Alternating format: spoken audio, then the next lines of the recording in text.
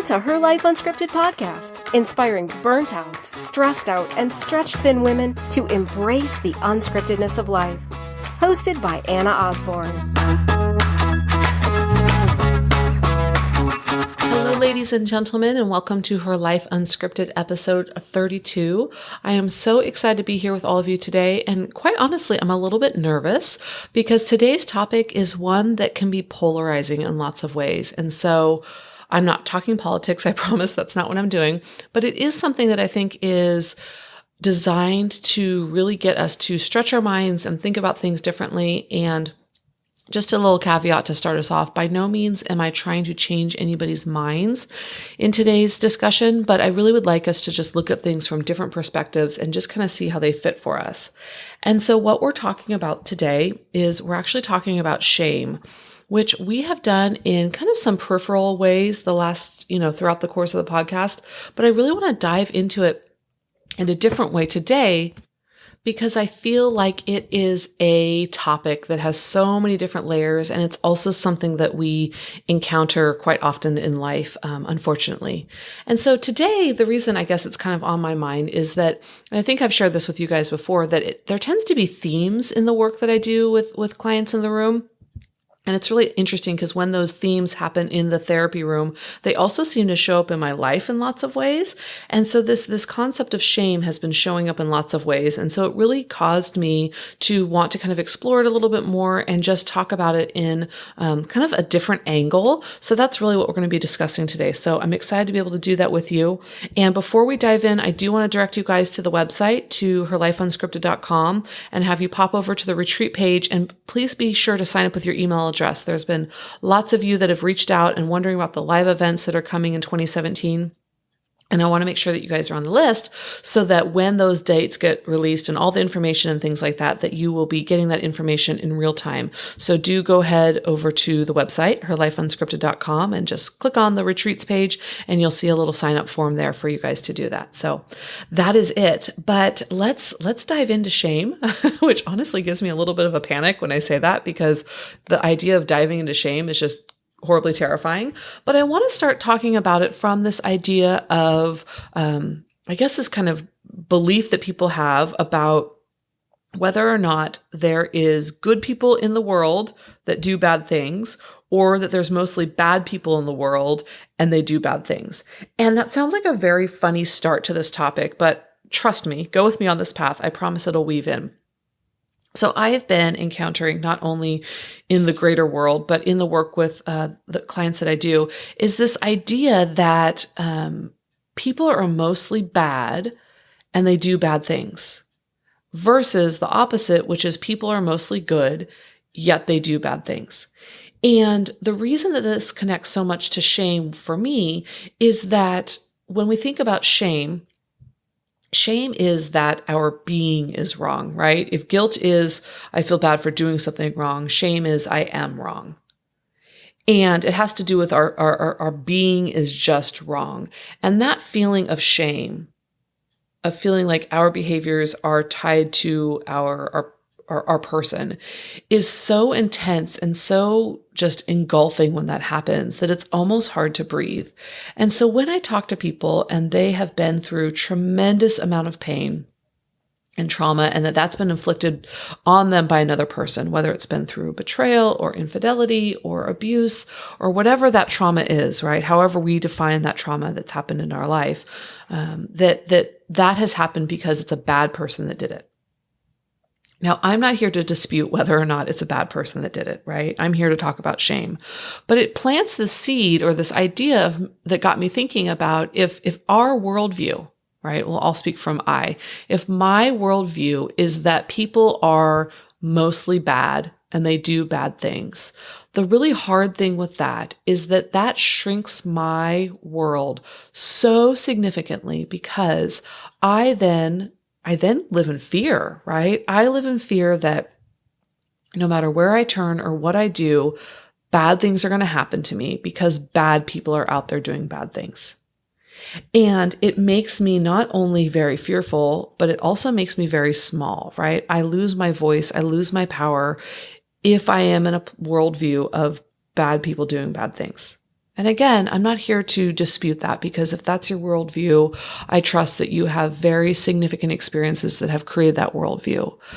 But the hard thing with that worldview is that it does make us so guarded, and it makes shame, the shame that we put on others and the shame that we put on ourselves, also almost something that happens on a subconscious level, right? Because we look at people as mostly bad. And so therefore their being is bad, and their bad choices, their horrible choices, their negative choices can't be separated from their being. So therefore they are shamed.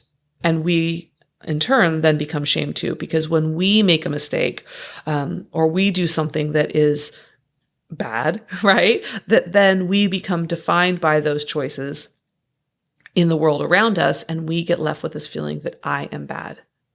Now, the flip side of that is this worldview that people are mostly good, but some people do bad things. Now, that worldview is one that personally I connect with more.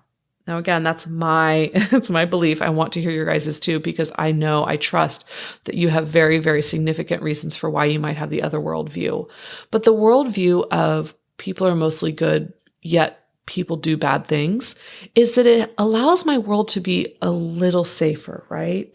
I'm not saying it makes it to where it's all, rainbows and sunshine, but allows it to be just big enough that I can find people in my world to trust and to grab a hold of and to confide in, to get support from, right? Is that if my worldview is that people are mostly good, and yes, there are people that do bad things, I don't have to be on guard every single second. And I realize that given kind of the state of where we are in life right now, that our worldview can look really, really scary. Just dropping my kids off at school in the morning is something that I've noticed has made me more fearful than it did in the past, because I'm just aware of a lot of the unrest and the violence going on around me. And so I start to think of my little family and wanting to kind of be like, this mama duck, to bring her ducklings in close and protect them and hide them away from the world. But in order to not be paralyzed by that fear, I have to continually look for the good people in the world that are doing good things, and trust that maybe there's more of us out there doing good things than there are people out there making bad choices, right? So that's the kind of the foundation, or I guess the seed that I'm coming from in terms of talking about shame today. So that, good people versus bad people, or good people doing bad things, bad people doing bad things, kind of mentality, that those are definitely different worldviews, right? So the way that I tie that into shame is that when we look at shame, right? Shame is, again, our being wrong, right? That it's not the choices we make or the decisions we've had, that have occurred. It is that just our living, breathing is bad, is wrong. And that is so limiting, because it doesn't allow us to connect with anybody else if we're deep in our shame, right? As Brene Brown talks about, shame does not want to be spoken. Shame wants to be hidden away, because if we speak our shame, if we tell somebody that we are fearful or we believe that our being is wrong, right? That we are the problem. If we talk about that, the vulnerability that it takes to talk about shame is just so immense. And so the easier thing to do is to not talk about it, right? And what happens if we don't talk about it? It grows. It grows inside of us into this immense, horrible thing. And so shame is something that we have to talk about, right? We have to talk about it not only in terms of how it impacts us, but how it impacts others around us. And so if we think about right? If we think about the ways that shame impacts us, is that shame isolates us. Shame makes us smaller. It makes us more fearful. It makes us not trust ourselves, what we see, what we believe to be true. It makes us discount all of those things. And it also prevents us from reaching out and connecting with others, right? It isolates us in such an immense way.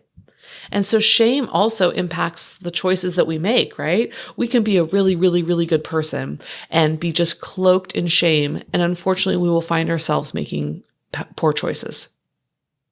And the reason is because we so believe that our being is wrong, that what's the point, right? Like, if everywhere I look, I get reminders of how I am a screw up, or how there's something wrong with me, how am I motivated or inspired to make positive choices around me? Like it's almost like it removes our breath when we are cloaked in shame.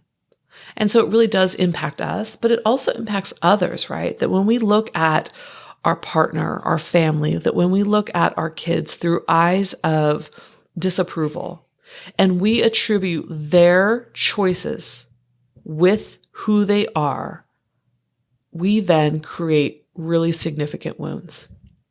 And I actually had a colleague share this article with me from The Creative Child. It's an online publication. But she shared about kind of the toxic effects of shaming children, and I'll link it in the show notes. But the thing that stood out to me so much is, talking about what happens when we shame our children.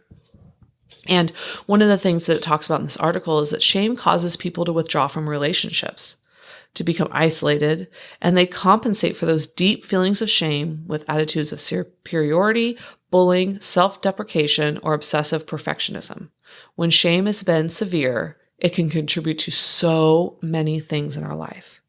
And so this article is really written through the lens of children, but I think that I know that it's applicable to all of us, right? That when we have been shamed, when there has been other people in our worlds that have attributed our choices with our character, right? Or with our choices with our being, that we do tend to be more self-destructive. Like, I'm sorry to report, but if we have felt that our existence is wrong, or that we bring pain to all the relationships that we're in, like if that is our worldview, we're going to numb out, baby, right? Like we're going to, whether it's through food or drugs or alcohol or sex or shopping, I don't care what it is, right? We then engage in self-destructive behavior because it hurts too much to feel that shame. And so we have to numb it out. And we have to do it in a way that is so darn effective, because otherwise we get left with the reality of how big and how intense and how painful that shame is. And so being able to be really curious, if we find ourselves continually falling into self-destructive habits, like I feel like that is a red flag to us of being able to stop, slow down, and kind of be really curious about whether or not there is shame involved as a trigger for why we are destroying ourselves, our bodies, our minds, and our spirits. And I think that oftentimes that would be the case, right? That when we are able to slow down and really explore that, we recognize like, yeah, I've experienced a lot of shame. It's made me isolated. It's made my worldview small. It's made me difficult to connect with others in a vulnerable way. And now I'm turning that destruction on myself, right? And so being able to really talk about that today, that feeling of shame, is that it is not a good feeling.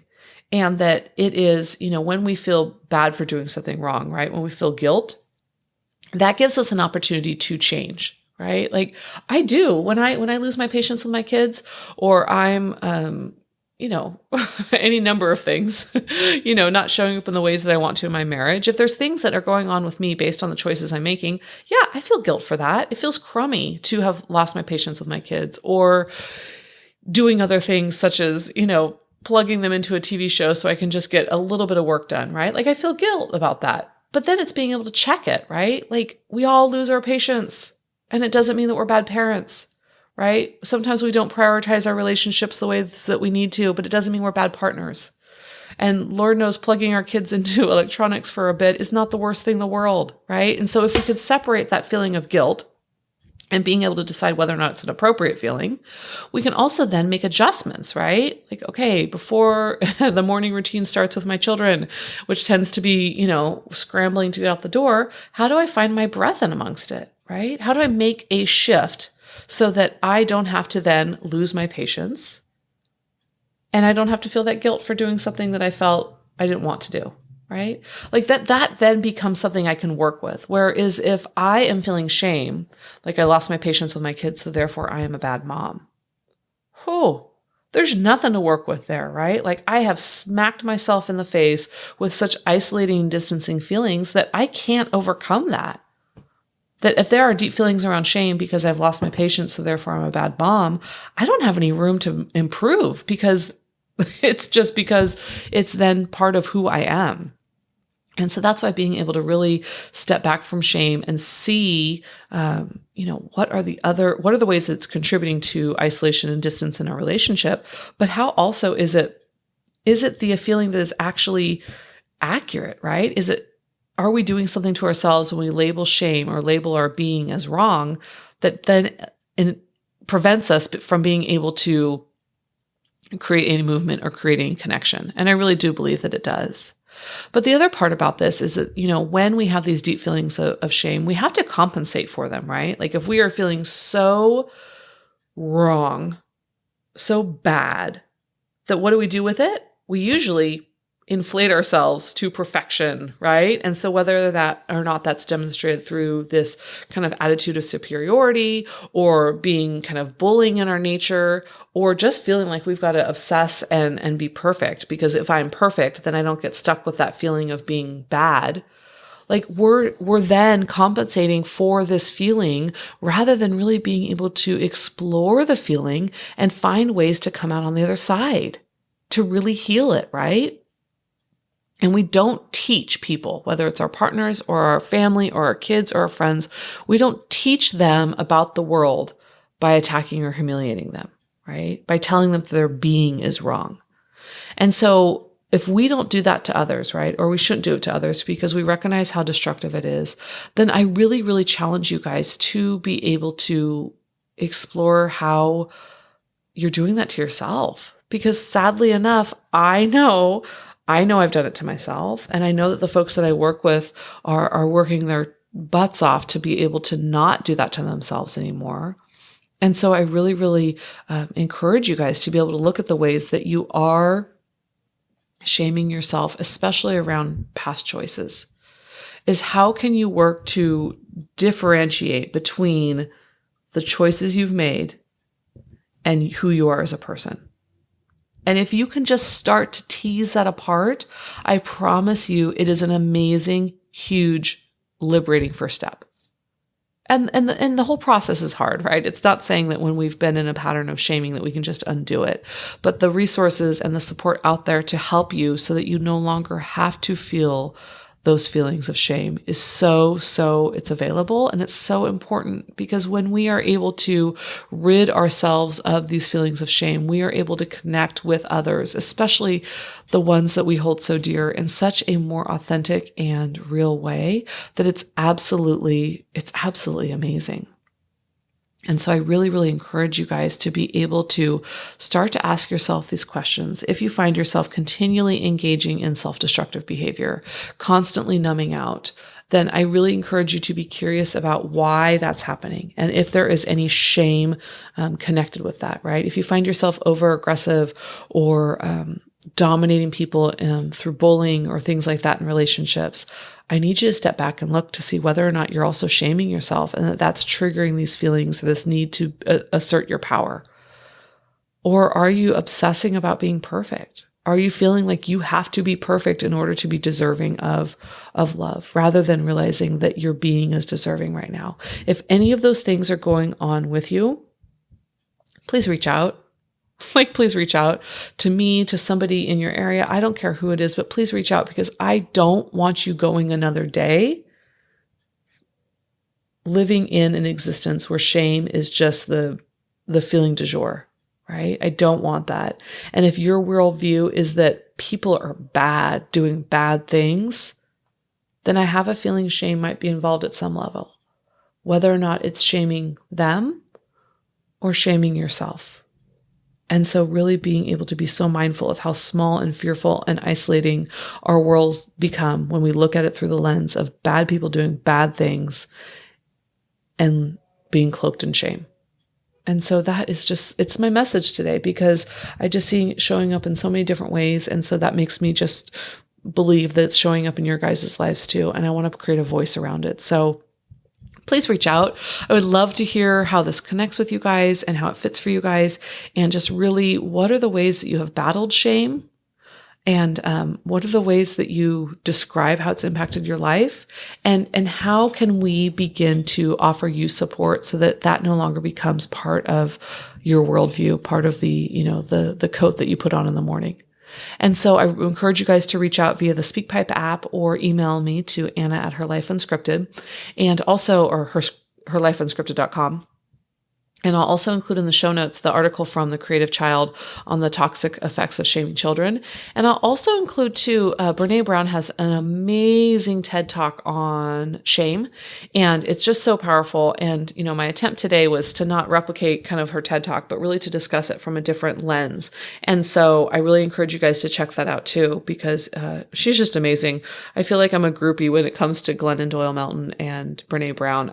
Their work is just so connected to, it's kind of connected to my soul. Like I feel like they just speak this in this way that just connects to me in such a deep way. And I know many of you that follow them too speak the same thing. So thank you so much for listening today. Please do head over to iTunes right now and make sure that you are subscribed to the show so that we really can continue to grow the audience and make sure that this message and this community is really being able to connect with more people in more ways. And I also encourage you guys to go ahead and share the podcast with friends, send them over the iTunes link, or if you need the iTunes link, I'm happy to help you out with that so that we can really grow our audience, because we have some really amazing things going on. And I want to make sure that we are getting just as strong and mighty and connected as possible. So thank you so much today for letting me into your world, into your hearts, and just having this time with you guys all. And I cannot wait to hear about your journey through shame. And I really hope that you are, if you're not on the journey, if you haven't come out the other side yet, that you're at least getting really curious about the path and